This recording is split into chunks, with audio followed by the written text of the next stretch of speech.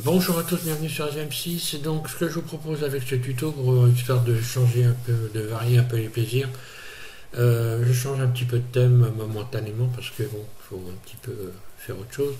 Bah, c'est d'animer, de modéliser un Rubik's et puis un Rubik's Cube et puis également de l'animer. Hein. Là, si je fais par exemple un RY, hein, hop, là, je vais peut-être me mettre comme ça. RY, voilà, on voit que je peux donc parfaitement donc tourner les éléments et puis faire comme un véritable Rubik's Cube. Hein. Donc je fais cette démonstration et je repars sur la version 2.90 de Blender. C'est parti. Voilà, alors Blender 2.90, vous ajoutez un cube. Voilà. Vous le passez en mode Edit, Tab. Puis on va se mettre en mode plutôt arrête ici. Et surtout pour pouvoir ensuite ajouter une texture tout de suite. Hein.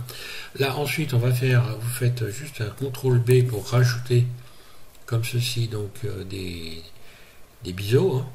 Et vous faites tourner la roulette de la souris, on va dire ouais, trois clics de roulette. Là ça me paraît pas trop mal. Là. Voilà, comme ça. Ce qui fait que là, je vais pouvoir tout de suite ajouter. Alors là, est-ce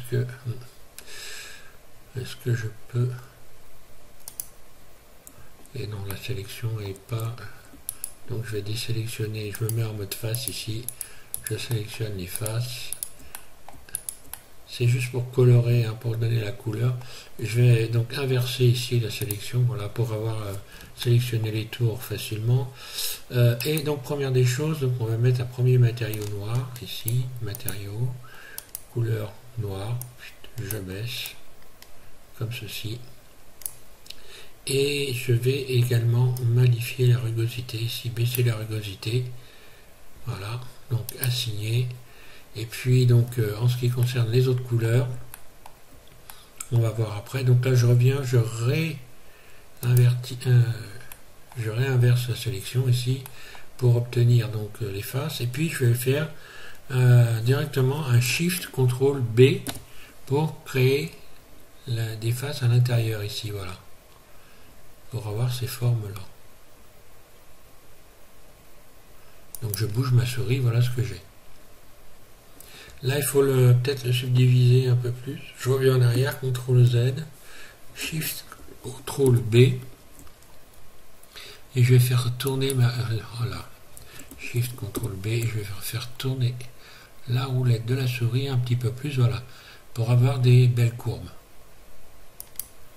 Là. Voilà, une fois que j'ai fait ça, ben j'ai tout y est, hein, puisque là, on a les faces.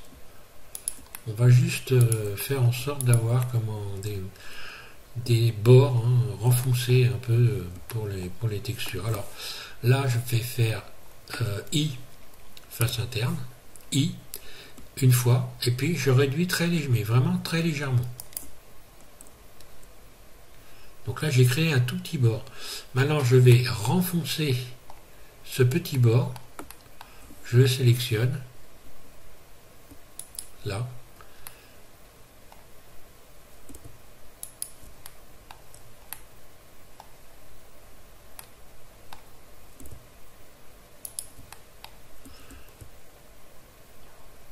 Voilà.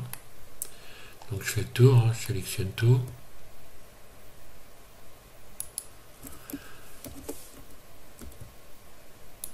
Donc là je fais Shift Alt et un clic droit. Hein. Voilà, celui-là aussi. Là. Et on va utiliser l'outil donc à extruder individuel ici. Alors extruder individuellement. Là. Et voilà, donc je n'ai plus qu'à bouger pour faire vers l'intérieur et non pas vers l'extérieur. Voilà, je renvoie tout à l'intérieur, ce qui fait ceci. Voilà. Voilà, donc là automatiquement, bah voilà, j'ai créé une sorte de petit bord. Hein. Et je vais pouvoir maintenant lisser l'objet. Donc en mode objet lissé, là. Ensuite je vais ici, normal et auto lissé, là. Alors si je voulais subdiviser l'ensemble, je pourrais le faire. Par exemple, alors je vais le faire parce que c'est un peu plus joli. Subdivision de surface. Donc on attend un peu parce que c'est quand même assez relativement lourd. Ensuite ici les faces, ben, on voit qu'elles ont les bordures qui sont plissées. Alors pour remettre tout ça dans l'ordre, il suffit simplement de sélectionner toutes les faces. On fait un I là et on bouge très légèrement la souris, voilà, pour faire une face interne. Et voilà. À partir de là, je peux subdiviser sans problème, donc sans exagération, parce que sinon après ça risque de ça craint un peu. Hein. Et je vais donc commencer par texturer ma première face ici. Donc j'ai le noir partout. Hein. La face, la première, je vais la mettre en blanc. Donc ici je clique sur matériaux, puis je vais faire plus, voilà, nouveau, et puis c'est un blanc. Donc le blanc je le mets jusqu'à fond ici. La rugosité je baisse ici pour avoir de la brillance et assigner là. Donc voilà ce qui se passe. Là je vais juste pour remédier à ce problème, juste faire une face interne. Là je fais I, donc voilà, j'ai fait une face interne et là j'ai la face blanche sans problème. Alors elle n'est pas complètement blanche parce qu'il n'y a pas encore d'éclairage de fond, hein, donc je vais mettre un éclairage ici, texture d'environnement, hein, ouvrir, donc celle que je mets habituellement, voilà, ouvrir, ma texture d'environnement, et puis après on mettra de l'éclairage, de la lumière, voilà, je vais mettre en mode rendu, qu'on puisse voir, ici le blanc, oui, il est blanc, c'est bon. Là, on mettra un éclairage. Et puis le fond, ici, le fond, je vais cacher. Visibilité du rayon, je décoche caméra. Là, et si je rajoute un éclairage, ici, par exemple, zone, je vais lui faire un R90 rotation sur X, 90 degrés, voilà. GY, là. Surface. Déjà, j'augmente la valeur ici. Surface. Et j'augmente la force. Et voilà. Alors pourquoi j'ai pas un blanc très blanc? Là, je suis en train de... il y a peut-être un problème d'échantillonnage ici. Mettre...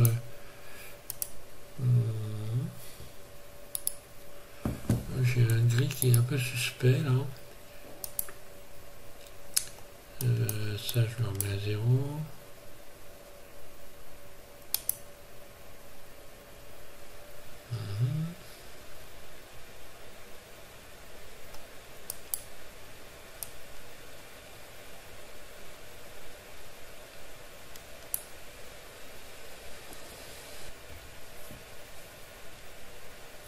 Ah oui, je n'ai pas enclenché l'occlusion.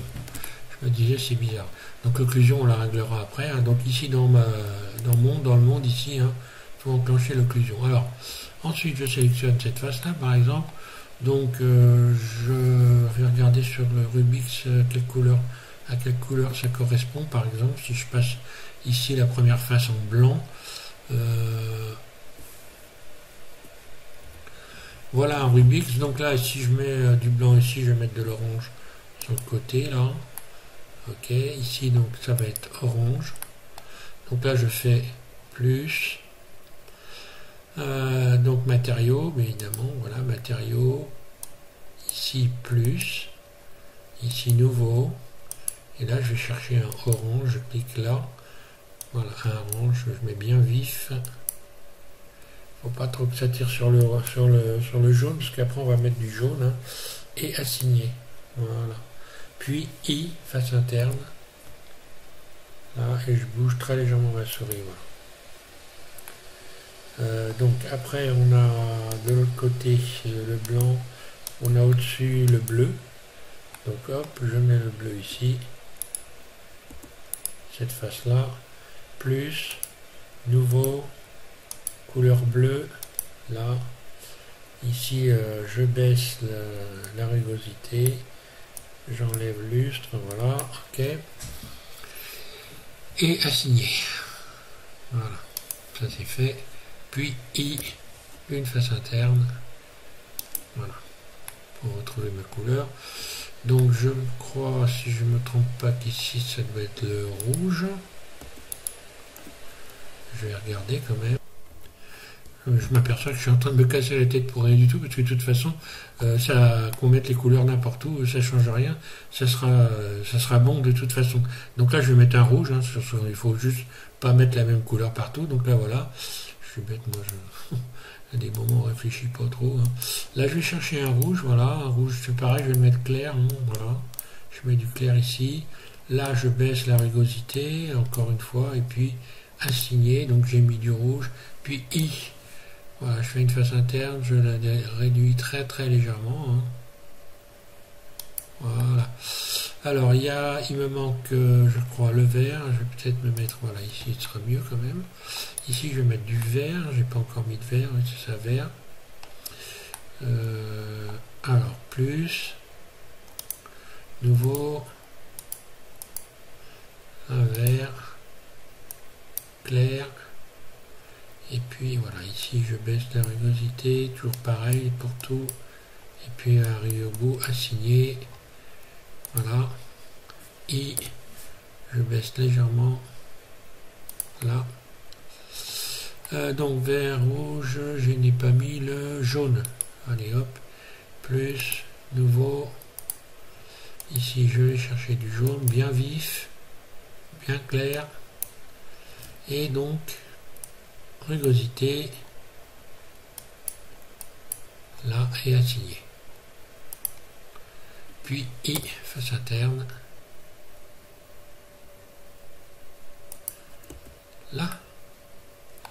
Donc là, c'est l'éclairage qui fait que j'ai pas un jaune bien comme il faut pour le moment. Voilà, donc une fois qu'on a fait ça, bon, on va pouvoir appliquer. Alors déjà, une chose importante, appliquer la subdivision. Hein. Appliquer les subdivisions, voilà, ça va éviter de ramer par la suite. Donc appliquer, voilà. Donc là, si je me mets ici, là, voilà, dans le mode rendu, tout va très bien. Impeccable. Bon, alors je reviens dans le mode Edit, je resélectionne mon cube, je reviens dans le mode Edit. Puis je vais me mettre en vue 1. Donc dans une vue axée ici, je sélectionne tout A et je vais dupliquer. Donc là il faut bien suivre le truc. Je duplique ce cube, Shift D, je bouge ma souris, je fais un clic roulette et je positionne mon cube juste au bord. J'appuie sur Shift pour y aller tout doucement, voilà, que ce soit bien au bord. Puis là, une fois que j'ai fait ça, je vais pouvoir répéter l'action que je viens de faire, juste en appuyant sur Shift R. Et voilà, un clic gauche, là j'ai décalé, c'est venu se positionner automatiquement. Donc après, je sélectionne tout, A, je me mets en vue, je reste dans cette vue-là par exemple, et je fais Shift D, je bouge ma souris, un clic roulette, et je viens positionner pile en appuyant sur Shift en continu, je viens positionner les éléments comme ça, et je recommence à faire Shift R. Voilà. Ce qui fait que là, voilà ce que j'ai créé, on va le voir là. Là. Là, j'ai créé ça. Alors ensuite, je peux me mettre par exemple, je sélectionne tout, A, je me mets en vue dessus, et je fais la même chose, je zoome, Shift D, je bouge ma souris, un clic roulette pour venir me mettre dans l'axe et je positionne pile ici en appuyant sur Shift pour aller doucement. Shift c'est un frein en fait hein, et je n'ai plus qu'à faire CTRL Shift R et j'attends, voilà. Un clic gauche et j'ai mon Rubik's Cube. qui est prêt donc à être... alors, là maintenant pour arriver à tourner les trucs, il faut suivre aussi. Alors ça je vais le bouger un peu. G, Y, pour l'animation. Donc je vais faire une surface et puis je vais le cacher pour le moment puisque là ça n'a pas un grand intérêt. Voilà, je cache l'éclairage jaune. Donc j'ai mon Rubik's Cube et je veux pouvoir donc déplacer les éléments du Rubik's Cube. Alors c'est hyper simple. Vous allez vous retourner dans le mode Edit, là. Puis vous sélectionnez tout. A, en mode Edit. Oui. Je retourne dans le mode Edit, tiens. Donc Tab. Il faut peut-être que je le sélectionne. Donc je le ramène en mode Edit. Je sélectionne tout. A. Là. Et je vais faire en sorte que chaque élément soit individuel. Et pour faire ça, c'est très simple. Vous faites P. Et au lieu d'aller chercher sélection comme on fait très souvent, là vous allez par partie isolée.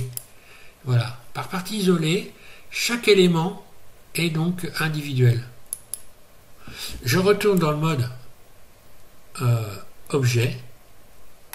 Et je vais aller dans objet ici, définir l'origine de chaque objet. Chaque objet va avoir son origine propre en cliquant sur simplement origine vers géométrie. Et là, on voit les origines qui sont positionnées. Hein. Voilà. Donc, si j'attrape un cube, il a son origine propre ici, là. Voilà. Donc maintenant, ici, il faut être en mode barycentre, surtout. Et puis maintenant, si je fais des sélections, donc en mode objet, je fais une sélection B par exemple, je sélectionne cet ensemble de faces, on voit que ça a sélectionné toutes les faces, et si je fais une rotation sur X, RX, eh bien voilà. Si je sélectionne le haut, avec ce système de sélection hein, B, donc rotation sur Z, RZ, voilà. Donc si je fais un RZ 90, puis ici maintenant après je peux désélectionner, puis B j'attrape ici cet ensemble, je fais un RX 90, et voilà petit à petit je suis en train de mélanger mon Rubik's Cube. Voilà pour les explications, c'est pas plus compliqué que ça. Donc je vous souhaite à tous de bien vous amuser avec ça, ça va faire passer le temps pour ceux qui sont confinés et qui ont beaucoup de temps à rien faire, à se casser les pieds. Voilà, après on peut donc se mettre en mode rendu, hein, et voilà, on peut faire un rendu avec une caméra. On va rajouter une caméra, tiens je vais m'amuser à faire un rendu avant de partir. Donc je vais faire un CTRL ALT 0 pour positionner la caméra sur mon Rubik's Cube, puis ici je vais dans caméra, je modifie le zoom ici et je vais faire un F12 et c'est parti. Voilà.